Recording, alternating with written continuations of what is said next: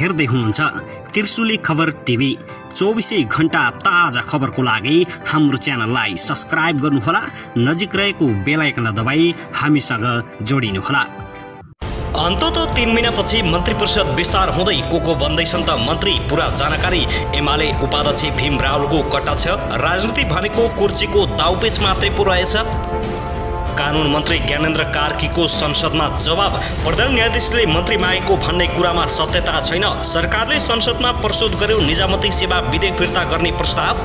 राष्ट्रपति भण्डारी र प्रधानमन्त्री देउबा बीच भेटवार्ता, आजै शपथको टुङ्गो गरेर फर्किए प्रधानमन्त्री देउबा। संसदमा 4 पटक प्रत्यक्ष निर्वाचित विरोध खतिवडा, पहिलो पटक मन्त्री बन्दै। सरकारमा नजाने माधव नेपालको चेतावनी पछि मन्त्रालय हेरफेर, आजै मन्त्रीमण्डल विस्तार हुँदै। प्रचण्ड महिलाप्रति बढी विश्वस्त, माओवादीबाट 40% महिला मन्त्रीमा सुनिश्चित। माओवादीबाट मन्त्री बन्न नपाएका नेताहरूले नेकपा माओवादी केन्द्र छाड्ने, एमालेमा भट्टाभट प्रवेश गर्ने दाबी र गैर सांसदहरूलाई मन्त्री बनाउँदै प्रधानमन्त्री देउबा। न्यायाधीशको कोटामा जेठान गजेन्द्र हमाल मन्त्री बन्दै। अब हेर्नुहोस् पुरा समाचार।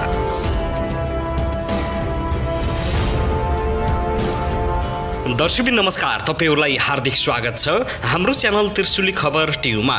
यदि हाम्रो च्यानललाई अहिलेसम्म सब्स्क्राइब गर्नु भएको छैन भने सब्स्क्राइब गरी नजिक रहेको बेल आइकन दबाई हामीसँग जोडिनुहोला। दर्शकबिन फेरि पनि हामी तपाईहरुमाझ निकै महत्त्वपूर्ण खबरका साथ उपस्थित भइसकेका छौं। यो भिडियोलाई अन्तिमसम्म हेरी हामीले साथ दिनुहोला। दर्शकबिन हाम्रो मेहनतको लागि एउटा सानो लाइक गर्न भने नभुल्नुहोला।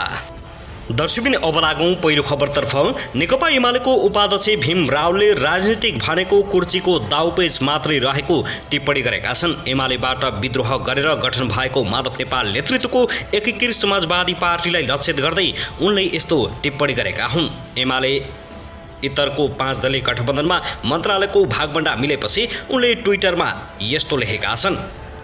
देउबा नेतृत्वको सरकार बनेको 89 दिनपछि आज मन्त्री परिषदले पूर्णता दिने तयारी गरेको छ। बालुवाटारमा बिहीबार बसेको सत्ता गठबन्धनको बैठकले मन्त्रालय बाँडफाँड टुङ्गाएको हो। सहमति अनुसार काङ्ग्रेसलाई प्रधानमन्त्री सहित 8, माओवादी केन्द्रलाई 5, जसपा र नेकपा एकीकृत समाजवादीले 4 मन्त्रालय पाउनेछन्। सबै दलहरूले प्रधानमन्त्री देउबालाई मन्त्रीको नाम बुझाइसकेका छन्। आजै 4 बजे मन्त्रीहरूको शपथ गराउने कार्यक्रम तय भएको छ। त्यसैगरी यता भने लुम्बिनी प्रदेशका मुख्यमन्त्री कुलप्रसाद केसीले प्रदेशमा आज मन्त्री परिषद विस्तार गर्ने भएका छन्। नेकपा माओवादी केन्द्रले मन्त्रीहरूको नाम दिइसकेकाले आजै मन्त्री परिषद विस्तार गर्ने तयारी भएको हो। माओवादीले दाङका इन्द्रजित थारूलाई स्वास्थ्य मन्त्री र बर्दियाका तिलकराम शर्मालाई आन्तरिक मामिला तथा कानुन मन्त्री बनाउने र दाङकै बिमला खत्री ओलीलाई राज्यमन्त्री बनाउने भएको बताइएको छ। शुक्रबार दिउँसो 3 बजेका लागि आफूहरूलाई शपथ कार्यक्रममा बोलाइएको इन्द्रजित थारूले जानकारी दिएका हुन्। हामीले 3 बजेलाई तयारी हुन भनिएको छ। थारूले भने नेपाली काङ्ग्रेस र नेकपा एकीकृत समाजवादीले पनि नाम बुझाए, अलि ढिला गरी भए पनि मन्त्री परिषद विस्तार हुन्छ। लुम्बिनीमा अहिले 7 जना मन्त्री छन्। काङ्ग्रेसबाट 3 मन्त्री र 2 राज्यमन्त्री बनाउन बाँकी छ। काङ्ग्रेसले कङ्ग्रेसलाई मन्त्री र राज्य मन्त्री बनाउने भन्ने टुङ्गो लागेको छैन। त्यस्तै यता भने जनता समाजवादी पार्टी जसपाले पनि प्रधानमन्त्री शेरबहादुर देउबा नेतृत्वको सरकारमा पार्टीबाट सहभागी हुने मन्त्री चयन गरेको छ। अध्यक्ष उपेन्द्र यादव, संघीय परिषद अध्यक्ष डाबाबुराम भट्टराई र वरिष्ठ नेता अशोक राईले मन्त्रीको नाम छानेका हुन्। जसपाले प्रदेश 2 बाट रेणु यादव, राम सहायक प्रसाद यादव र प्रमोद शाह तथा बागमती प्रदेशबाट राजेन्द्र श्रेष्ठलाई मन्त्री बनाउने निर्णय गरेको नेता मोहम्मद इस्तियाक राईले बताएका छन्। उनीहरूको नाम प्रधानमन्त्री देउबालाई बुझाइसकेको उनको भनाइ छ।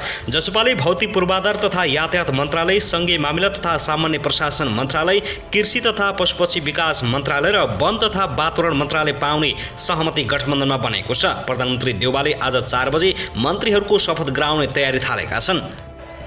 दर्शकबिन त्यसैगरी नेकपा माओवादी केन्द्रका अध्यक्ष पुष्पकमल दाहाल प्रचण्डले निकै भरोसा गरेकाहरूले धोका दिएको भन्दै आक्रोश पोखेका छन्। आफूले विश्वास गरेर मन्त्री बनाएकाहरू नै गद्दार निस्केको बताउने गरेका छन्।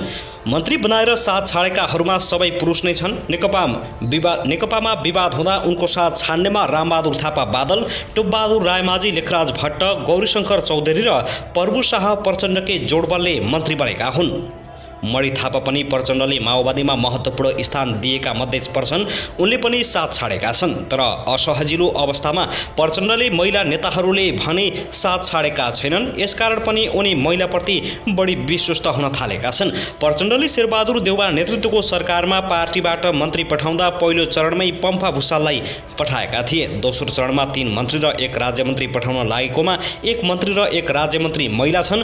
शशि श्रेष्ठ र बोधमाया कुमारी यादव छन्। यसैगरी माओवादीबाट सरकारमा सबैभन्दा बढी 3 जना महिला जाँदैछन्। माओवादीले कुल 5 मन्त्री र 1 राज्यमन्त्री पठाउन लागेकोमा यो सङ्ख्या 42% हुन आएको छ।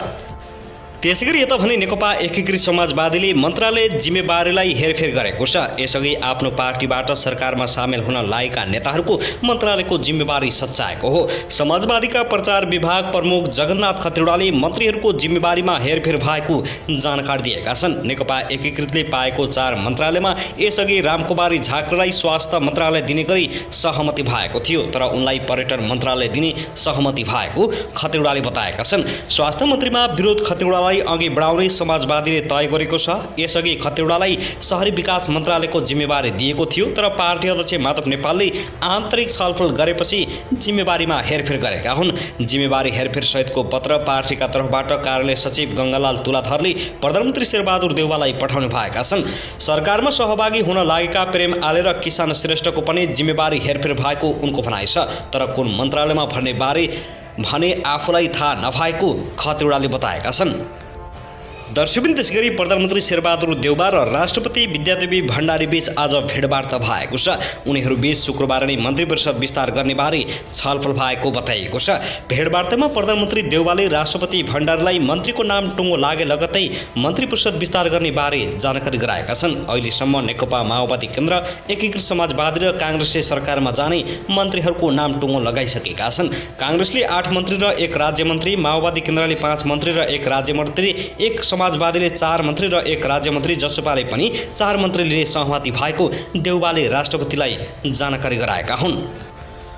त्यस्तै यता भने नेकपा एमालेका सचिव एवं पार्टी प्रवक्ता प्रदीप कुमार गेवालले सरकारले हुँदै नभएको विवाद झिकेर चीनसँग न्यु खोजिरहेको बताएका छन्। प्रेस चौतारी नेपाल पाल्पा शाखाले गरेको पत्रकार सम्मेलनलाई सम्बोधन गर्दै उनले सीमा विवाद, कालापानी, सुस्ताको बारेमा बोल्दै नबोल्ने, जयसिंह धामी बेपत्ताको विषयलाई कुनै कुरा गर्न नसक्ने र हुँदै नभएको विवाद झिकेर चीनसँग न्यु खोज्ने गरी गलत काम गरेको आरोप लगाएका छन्। उनले आफ्नो माग पूरा नभएसम्म संसद चल्न नदिने पनि बताएका छन्। सभामुख अग्निप्रसाद सापकोटाले नसच्चाएसम्म संसद अवरोध कायम राख्ने उनको भनाइ छ। सभामुख सापकोटाले संविधान तथा एनडीएम विपरीत काम गरेको आरोप लगाएका छन्।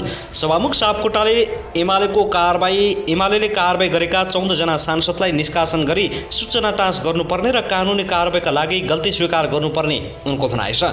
उनले अपवित्र गठबन्धन भएकै कारण सरकारले 3 महिनासम्म मन्त्रीमण्डल विस्तार गर्न नसकेको बताएका छन्। क्षणिक स्वार्थका लागि मात्र गठबन्धन भएको उनको भनाइ छ। मुलुकलाई अनिर्णयको बन्दी बनाएर राख्नुभन्दा ताजा जनादेशमा जानुपर्ने धारणामा नेकपा एमाले अडिग रहेको उनले बताएका छन्। प्रधानमन्त्री शेरबहादुर देउबाले पठाएका सरकारका प्रतिनिधिसँग यस विषयमा छलफल भइरहेको गेवालीको भनाइ छ।